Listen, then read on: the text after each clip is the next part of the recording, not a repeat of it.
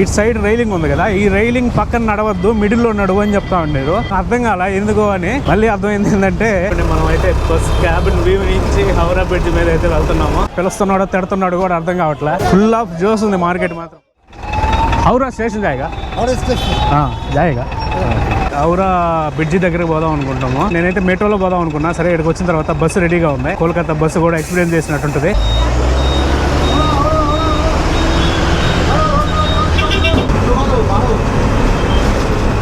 ఇవి చూడండి, సీట్లు కరెక్ట్గా కూర్చుంటే మన కాళ్ళు తగులుతా ఉన్నాయి అవతల. హౌరా స్టేషన్ టికెట్ చూడండి, భలే ఉంది వెరైటీగా బొడ్డది. సో మనకి కాళీఘాట్ నుంచి హౌరా బ్రిడ్జికి బస్సులో 15 రూపాయలు అయితే తీసుకున్నారు.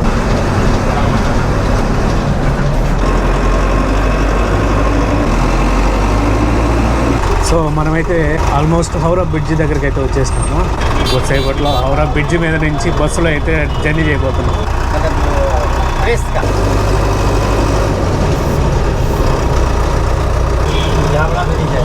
Howrah bridge famous బ్రిడ్జేనా?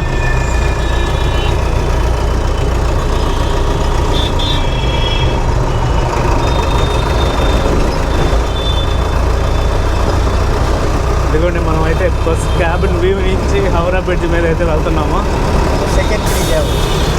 Second bridge ఆ పక్క ఏదో సెకండ్ బ్రిడ్జ్ ఉందంట.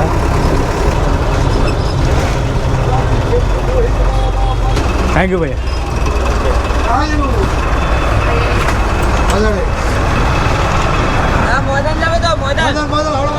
ఇది ఊరికే చూపించేదానికి మనం ఈ సైడ్ వచ్చినాము. Howrah bridge, Howrah railway station వైపు. మనం అయితే మళ్ళీ హౌరా బ్రిడ్జ్ మీద నడుచుకుంటా మళ్ళీ అవతల పోదాం. అవతల పక్క మార్కెట్ ఉంది.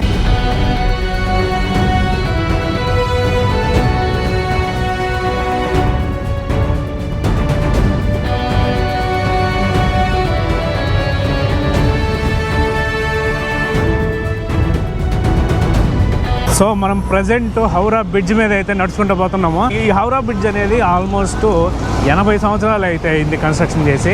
ఇది క్యాంటిలివర్ బ్రిడ్జ్ అనమాట. క్యాంటిలివర్ అంటే మధ్యలో ఎటువంటి సపోర్ట్ అంటూ ఏమి ఉండదు. నదికి ఆ ఒడ్డు ఈ ఒడ్డును మాత్రమే సపోర్ట్ ఉంటుంది, మధ్యలో అంతా ఖాళీ అనమాట. మొత్తం ఈ బ్రిడ్జ్ మొత్తం అంతా కూడా స్టీల్ తో అయితే కన్స్ట్రక్షన్ చేసినారు. ఈ బ్రిడ్జ్ ని ఇప్పుడు దాకా మెయింటెనెన్స్ కోసం అయితే ఒక్కసారి కూడా క్లోజ్ చేయలేదంట. దాదాపు 1,00,000 వెహికల్స్ పైగా డైలీ దీని మీద అయితే ట్రావెల్ చేస్తాయి. అదే విధంగా 1,50,000 మందికి పైగా దీని మీద అయితే మామూలుగా నడుచుకుంటూ పోతారంట జనాభా. బ్యాక్ సైడ్ వాటర్, ఇది వచ్చి హుగ్లీ రివర్. సో మనకి ఈ బ్రిడ్జ్ మొత్తం లెంత్ వచ్చి 705 మీటర్లు అంట. ఆల్మోస్ట్ 3/4 కిలోమీటర్ అయితే పొడుగుంటది. పెద్ద బ్రిడ్జి. ఇదే బ్రిడ్జి నైట్ టైం అయితే ఇంకా సూపర్ గా ఉంటది. ప్రెసెంట్ వచ్చి మిడిల్ లో ఉన్నాము ఈ బ్రిడ్జికి. బ్రిడ్జ్ మిడిల్లో పోయి నిలబడుకున్నామంటే ఏదైనా బస్సు అలా పోయినప్పుడు జంప్ చేసిన ఫీలింగ్ అయితే వస్తుంది. ఈ హౌరా బ్రిడ్జ్ మీద నేను నడుస్తామంటే ఇటు సైడ్ రైలింగ్ ఉంది కదా, ఈ రైలింగ్ పక్కన నడవద్దు, మిడిల్ లో నడువు అని చెప్తా ఉండేరు. అర్థం కాల ఎందుకో అని. మళ్ళీ అర్థమైంది ఏంటంటే వీళ్ళు కూలీలు ఉంటారు కదా, ఏమన్నా వస్తువులు అవతల నుంచి యువతలకి మోసేవాళ్ళు, వాళ్ళకి యాక్చువల్ గా ఈ మిడిల్ లో మనతో పాటు నడిస్తే లేట్ అవుతుంది, బరువు ఎత్తుగా ఉంటారు కదా, అందుకని కొంచెము ఫ్రీగా ఉండేదానికి వాళ్ళకైతే అటు సైడ్ అయితే కేటాయించుకున్నారు వాళ్ళు. ఇదిగోండి అట్లా మోసుకెళ్ళే వాళ్ళు అటు సైడ్ అయితే నడుస్తూ ఉన్నారు. సో మనం మాట్లాడుకుంటే అయితే బ్రిడ్జిని అయితే క్రాస్ చేసేసినాము. ప్రజెంట్ మనము ఫ్లవర్ మార్కెట్ దగ్గర అయితే ఉన్నాము. మనకి టైం వచ్చి 11:30 కావస్తుంది. 11:30 అయినా సరే ఎంత బిజీగా ఉందంటే అంత బిజీగా ఉంది ఇక్కడ.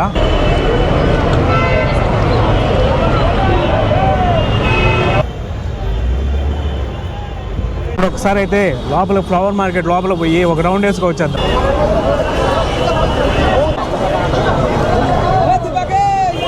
అసలు ఈ ఎక్కడి నుంచి వస్తాయో ఒకసారి కనుక్కుందాము. ఉభయ కిదర్ సే ఆయేగా ఏ పూరా క్యా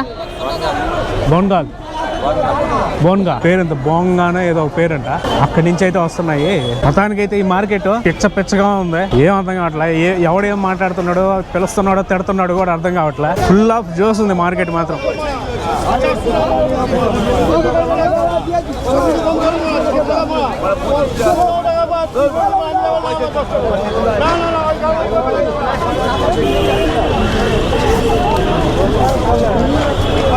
हुआ ये पूरा किधर से आएगा? क्या? गाना घाट से। वो किधर है? इधर से कितना दूर है? 2 घंटा। దో గంట ఏందో చెప్తున్నారు, అదేదో ఊరు పేరు చెప్పినారు, మనకి అర్థం కాల. ఇక్కడ నుంచి డిస్ట్రిబ్యూట్ అవుతుంది మొత్తం, కోల్కతా వైజ్ అయితే మొత్తం డిస్ట్రిబ్యూట్ అయ్యేటట్టుంది. అంటే ఒక్కొక్కరిని అడిగితే ఒక్కొక్కరు ఒక్కో విధంగా చెప్తున్నారు. ఒక్కొక్కరు అయితే ఇక్కడికే వచ్చి తీసుకోబోతున్నాం అంటున్నారు. ఇంకొకరికైతే సేల్దా అంటే ఇక్కడ అదొక రైల్వే స్టేషన్ కూడా ఉంది, సేల్దా, అక్కడికైతే వెళ్తుంది అంటున్నారు. మొత్తానికైతే భయ్య స్పీడ్గా నడవాలి, ఇక్కడ మామూలుగా నడిస్తే కుదరదు. మొత్తానికైతే బిగ్గెస్ట్ ఫ్లవర్ మార్కెట్ ఇది కోల్కతాలోనే. ఎత్తనా రేటు కేజీ 20 రూపాయ. సో ఈ మనకి బంతి పూలు కేజీ 20 రూపాయలు అంట. ఇదే ఏ పూరా 20 है, ఓ 40 చామంతి పూలు, అవి మిగతా అన్ని బంతి పూలు. సో మన పక్క ఎంత ఉందో నాకు తెలీదు. బంతి పూలు ఇక్కడ మాత్రం 20 రూపాయలు అంట కేజీ. ఇంకోటి వచ్చి 40 అంటే 40 రూపాయలు అనుకుంటా చామంతి పూలు. మొత్తానికి అయితే ఏదో సుడిగుండంలోంచి బయటపడినట్టు ఉంది ఆ మార్కెట్లోంచి బయటకు వచ్చే టైంకి. ఇక్కడ మనకి హుగ్లీ రివర్ ఘాట్ అయితే ఉంది. మనమైతే ఈ ఘాట్ దగ్గరికి అయితే వెళ్దాము. ఇక్కడైతే విపరీతంగా ఫోటోషూట్లు అయితే జరుగుతుంది. సో ఇక్కడ నుంచి అయితే మనకి ఎగ్జాక్ట్ వ్యూ అనేది, కోల్కతా బ్రిడ్జి యొక్క ఎగ్జాక్ట్ వ్యూ అనేది సూపర్గా ఉంది. ఒక్కసారి చూపిస్తానండి. ఇది హుగ్లీ రివర్ ఘాట్ అనమాట. హుగ్లీ రివర్ ఏంటంటే మామూలుగా గంగా నదిలో ఒక పార్ట్ అనమాట. గంగా నది చీలిపోయి మళ్ళీ సముద్రంలో కలిసేటప్పుడు ఇట్లా ఇది ఒక పాయ లాగబోతుంది, అది హుగ్లీ రివర్ అనమాట. ఇవన్నీ యాక్చువల్గా గంగా వాటర్. ఆ పక్క వరకు బస్సులో పోయి ఆ పక్క నుంచి నడుచుకుంటా ఈ బ్రిడ్జ్ మీద నడుచుకుంటా మళ్ళీ యువతల దాకా వచ్చి ఇది మాత్రం చాలా ప్రశాంతంగా ఉంది. కొద్దిసేపు కూర్చున్నాడు.